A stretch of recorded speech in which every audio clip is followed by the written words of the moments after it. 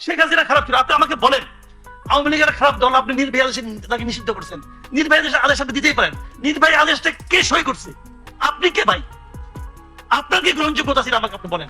আপনার কি অতীত, আপনার কি বর্তমান? ওই যে আপনার আমল নামা নিয়ে তো এক সচিব, সাবেক সচিব তো বসে আছে, সে তো বলতেছে 8টার নাম আছে, ওই 8টার মধ্যে তো আপনিও আছেন। প্রশ্নটা ওটা, এটা যদি আইনগত ভাবে আদালতের মাধ্যমে হয়তো হোক, তারপর আপনি করেন। আপনি চাইবেন না যে তারা স্বতন্ত্র দাঁড়াক। আপনি এখন আপনারা যদি আপনারা একটা কাজ করতে পারেন, রাজনৈতিক দলের একটা কাজ করেন, আপনারা ফেসিবাদ বিরোধী আন্দোলন করছেন, একটা ঐক্য ছিল না আপনাদের 5ই আগস্ট পর্যন্ত, সেই ঐক্য তো এখন একটু ভঙ্গুর অবস্থা আছে। আপনারা নিজেরা নিজেদের বিরুদ্ধে কথা বলছেন।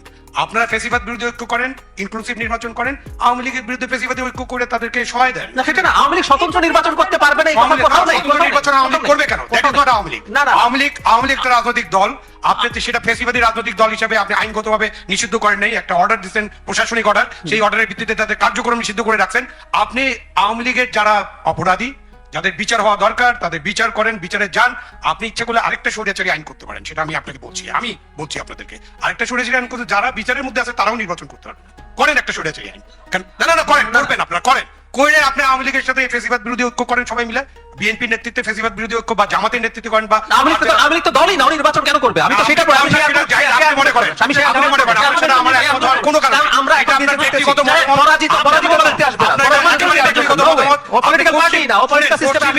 জাহিদ পশ্চিম ইউরোপের উদাহরণ দিয়ে কোনো লাভ নাই। লাভ আছে না, ওখান থেকে শিখেছি আমরা, ডেমোক্রেসি ওখান থেকে শিখেছি। আমরা পশ্চিম ইউরোপ কি রকম ভৌগোলিক সিচুয়েশনে আছে, ওখানকার জিওপলিটিক্যাল সিচুয়েশনটা কি? বাংলাদেশ এখন যে দলের কথা বলেছো, আওয়ামী লীগের মতো দেশকে ধ্বংস করে চলে যায় নাই। বাংলাদেশে আপনি এটা করে এফডির সাথে বাংলাদেশে পশ্চিম ইউরোপের মতো নিষিদ্ধ করে আপনি পার পাবেন। এফডি হাসিনা ছেড়ে আওয়ামী লীগের তুলনায় ফেরেশতা, তারপর ওই দল নিষিদ্ধের আলাপ আসছে। আর হাসিনার মতো একটা আটার মাফিয়া এবং তার একটা সন্ত্রাসী দল হাসিনা মাফিয়া, কোনো অসুবিধা নাই। দল এজ এ হোল জাতিসংঘের রিপোর্টে, আমি আপনাকে একটু ফর ইওর টাইম ইনফরমেশন, জাতিসংঘের রিপোর্টে আরো অনেক কিছু আছে যেটা আপনারা বলেন না। মানে আমাদের বুদ্ধিজীবীদের, আমাদের সুশীল সমাজ, রাজনৈতিক নেতারা জাতিসংঘের পুরো রিপোর্ট ঠিকমতো পড়বেন না, কিছু বলবেন না। আমি পড়েছি ইনফরমেশন, আলোচনা করতে পারি। এই যে আইসিটি বিচার নিয়ে জাতিসংঘ রিপোর্টে 1500 নিহতের কথা বলা আছে, 1400। আপনি এখন পর্যন্ত 832 জনের তালিকা দিয়েছেন, আপনি 1500 নিহত হয়েছে এটা বলে যাচ্ছেন এক অবিল্লায়। এই যে জুলাই ঘোষণা, সেখানে আপনার প্রধান উপদেষ্টা 1000, জাতিসংঘ 1400 বলেছে 15 আগস্ট পর্যন্ত। 15 আগস্ট পর্যন্ত। আপনারা এতদিন ধরে বারবার বলছেন যে 1500 মানুষ নিহত হয়েছে এই আন্দোলনে। দ্যাট ইজ রং, মিথ্যাচার। তাহলে সেটা বলেন না, সেটা কোনোদিন বলবেন না। এটা বলবেন না আর বলবেন যে না 1500 লোক নিহত। নির্বাচন কিন্তু কোনো পলিটিক্যাল পার্টির ব্যাপার না, এটা পলিটিক্যাল পার্টির কোনো প্রপার্টি না, বরঞ্চ এটা জনগণের প্রপার্টি। জনগণ তার মতটা দেবে, সেই মতটা প্রকাশের যে প্রক্রিয়া, সেটা হলো নির্বাচন। সেই হিসেবে বিবেচনা করলে বিগত 3টা নির্বাচন কোনো নির্বাচনই হয়নি।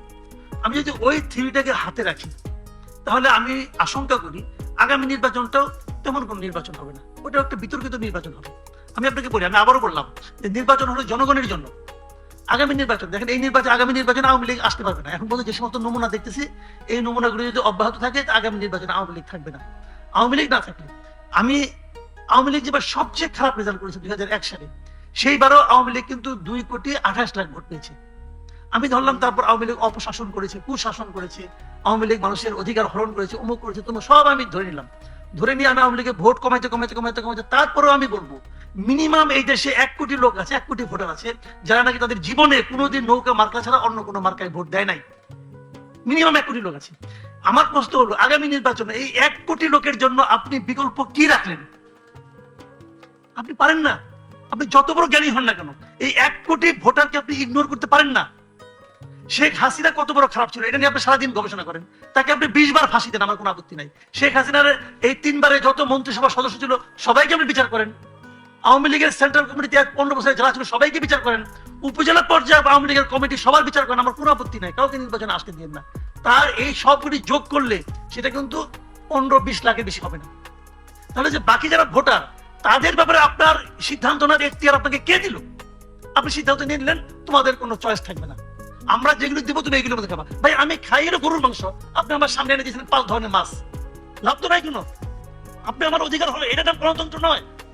এবং এইটা নিয়ে আগামীতে প্রশ্ন উঠবে। আজকে কেউ প্রশ্ন তোলা সাহস পায় না, কারণটা কি? প্রশ্ন তুললে পরে মব আছে, বলবে স্বৈরাচারের দোষর অমুক তমুক বইলা আপনার উপরে করা হবে। যারা স্বৈরাচারের সবচেয়ে বড় দোষর ছিল, তাদের হাতে এখন সবচেয়ে বড় বড় লাঠি দেখা যায়। হলো চলাও, কিন্তু এতে কিন্তু প্রশ্নটা আপনি আপাতত ধামাচাপা দিলেন, কিন্তু এই প্রশ্ন একসময় উঠবে। এবং যতদিন আপনি এই প্রশ্নকে জিয়ায় রেখা আপনি দেশে অগ্রসর করতে চাবেন, ততদিন আপনি পারবেন না। একটা কথা মাথায় রাখবেন, বিভক্ত জাতি কোনোদিন অগ্রসর হতে পারে না। আওয়ামী লীগ প্রায় 15 বছরের শাসন আমলে জাতিকে দেশকে বিভক্ত করার চেষ্টা করেছে, জামাতকে বাতিল করে দিয়েছে, বিএনপিকে বলেছে সন্ত্রাসী দল, এগুলি বলে দেশটাকে বিভক্ত করেছে। এখন সেই একই প্রক্রিয়া চলছে, দেশকে বিভক্ত করতে হবে, এবং সেই বিভক্ত করার প্রক্রিয়া আমি মনে করি কোনো ভালো ফল আনবে না। আগামী নির্বাচন যে সকলের কাছে গ্রহণযোগ্য একটি নির্বাচন হবে এটা মনে করার কোনো কারণ নাই। মানে এটাকে এস্টাবলিশ করার জন্য আমি যদি 20টা ব্যাখ্যা ব্যবহার করি, অর্থ একটাই, পাবো না। কারণ ভাই যারা আসলে জামাত বাংলাদেশের সবসময় 3-4 নাম্বার দল, যেরকম নাকি আগের বার হতো। আওয়ামী লীগ কি করেছে? জাতীয় পার্টিকে টাইনে আইনে প্রধান বিরোধী দল বানাইছে, হইতে পারছে? অর্থ এটা হওয়ার যোগ্যতাই নাই। তো এখন আপনি এই দলকে নিয়ে আইনে মানাবেন প্রধান বিরোধী দল, হবে নাকি? এটা হবে না, এটাই স্বাভাবিক। আমরা দেশে যারা প্রধান বিরোধী দল থাকবে তারা তাদের রাখবেন আপনি দূরে দূরে রাখবেন। এই রাখাতে এই যে দল ক্ষমতায় যাবে তাদেরও লাভ হবে না, দেশেরও কোনো লাভ হবে না, এবং গণতান্ত্রিক যে পদ্ধতি আমরা গণতন্ত্র বলে যা বুঝি সেটার কোনো লাভ হবে না। আপনি যতই যুক্তি দেন, জার্মানি নিয়ে আসেন, সুইজারল্যান্ড নিয়ে আসেন, সব যুক্তি উদাহরণ নিয়ে আসেন, ভাই আমাদের দেশের বাস্তবতা হলো এই দেশের রাজনৈতিক দল হলো বেসিক্যালি দুইটা, আওয়ামী লীগ আর বিএনপি। শেখ হাসিনা খারাপ ছিল, আপনি আমাকে বলেন আওয়ামী লীগের খারাপ দল, আপনি নির্ভয় আদেশ তাকে নিষিদ্ধ করছেন, নির্ভয় আদেশ আপনি দিতেই পারেন, নির্ভয় আদেশটা কে সই করছে? আপনি কে ভাই? আপনার কি গ্রহণযোগ্যতা ছিল আমাকে আপনি বলেন? আপনার কি অতীত, আপনার কি বর্তমান? ওই যে আপনার আমল নামা নিয়ে তো এক সচিব, সাবেক সচিব তো বসে আছে, সে তো বলতেছে 8টার নাম আছে, ওই 8টার মধ্যে তো আপনিও আছেন। প্রশ্নটা হলো এটা যদি আইনগত ভাবে আদালতের মাধ্যমে হয়তো হোক, তারপর আপনি করেন। আওয়ামী লীগ নিষিদ্ধ হয় নাই। আচ্ছা আওয়ামী লীগ নৌকা মার্কা থাকবে? শেষ করেন, তারপর আপনি বলেন। আপনি আমাকে বলেন ব্যালট পেপারে কি নৌকা থাকবে? থাকবে না। তার আর আলাপ আলাপ আছে, ওই আধ্যাত্মিক আলাপ আলাপ আছে কোনো? ওই সমস্ত আলাপ করেন আপনি, ব্যাকরণ নিয়ে আসেন, অমুক নিয়ে আসেন, তমুক নিয়ে আসেন, ব্যালট পেপারে নৌকা থাকবে কিনা, দ্যাট ইজ দ্য পয়েন্ট। কারণ আমি বলতে চাচ্ছি আওয়ামী লীগের স্বার্থ নিয়ে আমার কোনো কথা নাই। আমার কথা হলো যে লোকটা সারা জীবন নৌকায় ভোট দিয়েছে তার জন্য আপনি কি রাখলেন? বৈঠাও রাখবেন না, জাহাজও রাখবেন না, সে কি করবে? তার অধিকার তো আপনি ক্ষুণ্ণ করলেন। একটা রাষ্ট্র, একটা সরকার যখন এই ধরনের কাজ করে সেই কাজটাকে আর আপনি যত কিছু বলেন আমি একটা জবাব দিই। মানে আওয়ামী লীগ কি করবে? আওয়ামী লীগ যদি মনে করে তার জনসমর্থন আছে, পাকিস্তানের তেহরিক ইনসাফের দল নিষিদ্ধ করা হয়েছে, মানে এক মিনিট, ষড়যন্ত্রমূলক ভাবে ওদের মার্কা নিষিদ্ধ করা হয়েছে, ওরা স্বতন্ত্র দাঁড়িয়ে মুসলিম লীগের চাইতে বেশি জিতেছে, ওরাই একক সর্বোচ্চ দল হয়েছিল। আওয়ামী লীগ যদি হ্যাডাম থাকে, তাদের যদি চোর ডাকাত বাটপার যেগুলো আছে তার বাইরে গিয়ে যদি নির্বাচনে দাঁড়ায়, স্বতন্ত্র করুক। দুইটাই বিপজ্জনক। যদি ওনার কাছে তথ্য থাকে, ওনার উচিত যেটা পাবলিক বলার আগে দুদককে বলা। উনি আবার কি? উনি আবার খালেদা জিয়ার মানে পার্সোনাল সেক্রেটারি ছিলেন, গুরুত্বপূর্ণ ব্যক্তি। যদি বিএনপি ক্ষমতায় আসে উনি আবার গুরুত্বপূর্ণ ব্যক্তি হবেন, পাওয়ারফুল লোক, এত পাওয়ারফুল। এটাও শুনলাম অফিসার্স ক্লাবে নাকি জোর করে দখল করছেন। এখন এই লোক যখন ক্ষমতা আসবে তখন জোর করে কি দখল করবে আল্লাহ জানেন, বলতে পারবো না। এটা আপনাদের চিন্তা করার বিষয় আছে। কিন্তু প্রশ্নটা হলো উনি যখন এই কথাগুলি বলেন, এই কথাগুলি কি সরকার গুরুত্বের সঙ্গে বিবেচনা করেন? বিবেচনা? যদি বিবেচনা না করেন আমি কোনটা ভাববো? আমার মাথার উপর এই 7টা সাহেব চেপে আছে, নাকি আমার মাথার উপর 8জন মানে আপনার করাপ উপদেষ্টা চেপে আছে? এই এটা তো আমার মাথার মধ্যে চিন্তার সৃষ্টি করে। আমি দুই চিন্তাকে নিয়ে ঘুরে বেড়াবো? একটা চিন্তা অন্তত আপনি সহায় করেন। এই সরকার পারবে না, এই সরকার পারছে না কেন সেটা আমি বলি। ডক্টর ইউনূস সহ এই সরকারের যতগুলি লোক আছে তার মধ্যে শতকরা 80% লোক আমরা যে গণ আন্দোলনটা দেখেছিলাম 1 বছর আগে, সেই গণ আন্দোলনের যে চিন্তা, সেই আমি এটাকে চেতনা বলে আর ছোট করতে চাই না, কারণ চেতনা এখন একটা গালির মতো হয়ে গেছে। এই গণ আন্দোলনের যে চিন্তা ছিল, আকাঙ্ক্ষা ছিল, সেই আকাঙ্ক্ষাকে বেসিক্যালি ধারণ করেন না, এবং ডক্টর ইউনূস তো করেনি না। ডক্টর ইউনূস কোনো অবস্থাতেই আন্দোলনের সঙ্গে ছিলেন না। যদি থাকতেন, যখন ওনাকে এরা ফোন করে তখন উনি ওই হাসপাতালের ওটি থাকতেন না, তখন উনি বরং প্রস্তুত থাকতেন কিভাবে দেশে আসা যায়। একজন অপ্রস্তুত লোককে, এবং উনি আরো কতিপয় অপ্রস্তুত লোককে না দেশের দায়িত্বের মধ্যে বসাই দিচ্ছেন, যে কারণে দেশ যেভাবে চলা সেভাবে চলছে। উনি উনার কথা চিন্তা করেছেন। উনি একটা লোক, দেশের প্রধান উপদেষ্টা, উনি একটা নির্বাচন দিবেন, সেই নির্বাচনের উপর আমাদের পলিটিক্যাল পার্টিগুলো আস্থা নিয়ে বসে আছে। অথচ এই লোক জেঠা মহাজয় কি বললো? বাংলাদেশের মানুষকে নাকি টাকা দিয়ে ভোট কেনা যায়। দেশের সাধারণ মানুষকে যে ভদ্রলোক এভাবে বিচার করে, তার উপর আমরা আস্থা নিয়ে বসে আছি যে উনি আমাদের একটা অসাধারণ নির্বাচন দিবেন। উনিও বলেন যে আমি ইতিহাসে শ্রেষ্ঠ নির্বাচন দেবো। উনি ইতিহাসে বুঝেন না, শ্রেষ্ঠ বুঝেন না, নির্বাচন বুঝেন না। পিরিয়ডে তো আমরা কখনো দেখিনি যে ইন্টারভেনশন ব্যুরোক্রেসির উপরে, পুলিশের উপরে, বিচার বিভাগের উপরে ইন্টারভেনশনটা খুবই কম ছিল, মিনিমাম। উদাহরণ খুঁজলে আমারও বেগ পেতে হবে কোনো উদাহরণ পেলে।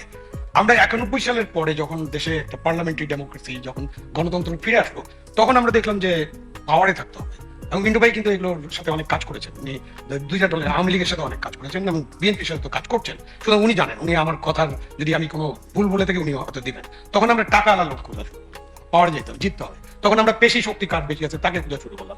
এইভাবে আপনার এই যে গণতন্ত্রের সুবাতাসের মধ্যে টাকা, কালো টাকা, পেশি এগুলো ঢুকে পড়লো। ঢুকে পড়ার মধ্য দিয়েও কিন্তু আমরা একটা নির্বাচন ব্যবস্থাটাকে আস্তে আস্তে ওই যে ক্ষয়িষ্ণু করে ফেললাম। যে টাকা থাকবে, পেশি শক্তি থাকবে, তাহলে আমি টাকা দিয়ে কি করবো? আসলে যার কাছে টাকা আছে সে কি করে? সে টাকা দিয়ে ভোট কেনার চেষ্টা করে, যেটা ইউনূস সাহেব বলেছে যে জনগণ নাকি 500 টাকা দিলে ভোট দেয়। খুবই অন্যায় কথা বলা হয়েছে এবং এটা তীব্র প্রতিবাদ হওয়া উচিত সমস্ত রাজনৈতিক দলের পক্ষ থেকে। বাট উনি তো বলেই ফেলেছেন, ওটা তো রেকর্ডেড এখন। তো এখন তারা যেটা করবে সেটা তারা পুলিশকে কেনার চেষ্টা করে, তারা পোলিং অফিসারদের কেনার চেষ্টা করে, তারা আনসারকে কেনার চেষ্টা করে, তারা প্রশাসনকে কেনার চেষ্টা করে। এইভাবে আমাদের নির্বাচনী ব্যবস্থাটাকে আমরা ভঙ্গুর করে ফেলেছি।